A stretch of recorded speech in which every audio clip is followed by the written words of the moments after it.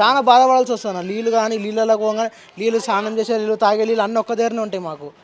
దాంతో మాకు ఎక్కడ అది అర్థమవుతలేదు. నీళ్ళు కావాలన్నా ఎవరినైనా అడగాల్సి వస్తుంది, దుకాణాలలో పోవాల్సి వస్తుంది.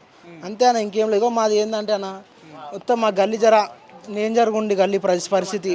మా పిల్లలు మా ముసలి వాళ్ళకి జర అది ఉందన్న, వాళ్ళని సేఫ్టీ చేసుకోవాలి అంతే. మేము చిన్న చిన్న పిల్లలు ఉన్నారు, ఏమైంది ఒక ప్రాణం అనుకొని ఉన్నారు. వాళ్ళు వస్తురు చూసి వెళ్ళిపోతారు. ఆ కమిటాలు ఓపెన్ చేస్తున్నారు, ఆ కమిటాలు ఇంతవరకు ఓపెన్ చేయలేదు. ఒక బస్సు అయితే ఆడ మొత్తం అది అయిపోయింది అన్న. ఎందుకంటే అవతల ఫ్యామిలీ మనం నమ్ముకొని ఇంకొకరు ఉంటారన్న. ఇంకా ఇది మేము వాళ్ళని పక్కకు పెట్టి మన బస్సు అనుకొని మేము అటు ఇటు తిరుగుకుంటూ మేము వాటర్లు అది చేస్తున్నాం. మోరీ నీళ్ళు మాకు ఎంత మా శరీరానికి అది అవుతుందో మాకు తెలుసు అన్న బాధ. చిన్న పిల్లలని ముసలి వాళ్ళని అక్కడికి ఇక్కడ షిఫ్ట్ చేసుకుంటా మేము చాలా అది అవుతున్నాం అన్న.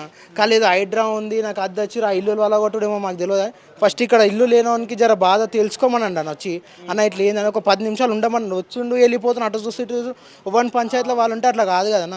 వచ్చి తెలుసుకోవాలి ఏమైంది, ఎందుకు అయింది, ఇట్లా అని చెప్తే తాగడానికి నీళ్ళు లేకుండా ఉన్నామన్న ఇవాళ పరిస్థితులు అయితే. నా నల్లవి ఎక్కువసేపు వదులుతలేడు.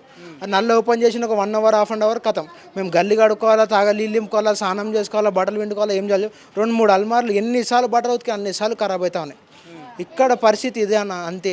ఇక్కడ మాకేంటంటే ప్రభుత్వం నుంచి ఇక్కడ బస్సుకి ఏదైనా ఒకటి చేయాలి అంతే. మా బస్సులో వాటర్ రాకుండా, లేకపోతే అవతల బస్సులన్నా వాటర్ తక్కువాలి, లేకపోతే మోరీ లైన్ సాఫ్ చేయాలన్న.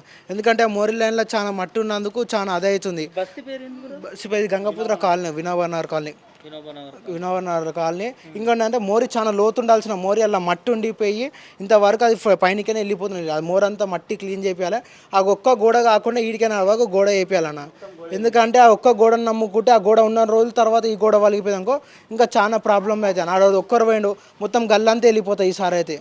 అంతే అన్న, మాకేం లేదు. ఒకళ్ళు అంతా మా మోరీ చేయించినాక చిన్న చిన్న పిల్లలు ఉన్నారు ఈ బస్సులో, పెద్ద ముసలోళ్ళు ఉన్నారు. వాళ్ళని ఎటు తీసుకోలేక ఎటు కాక మేము ఎంత సఫర్ అవుతున్నాం రాత్రిపూట.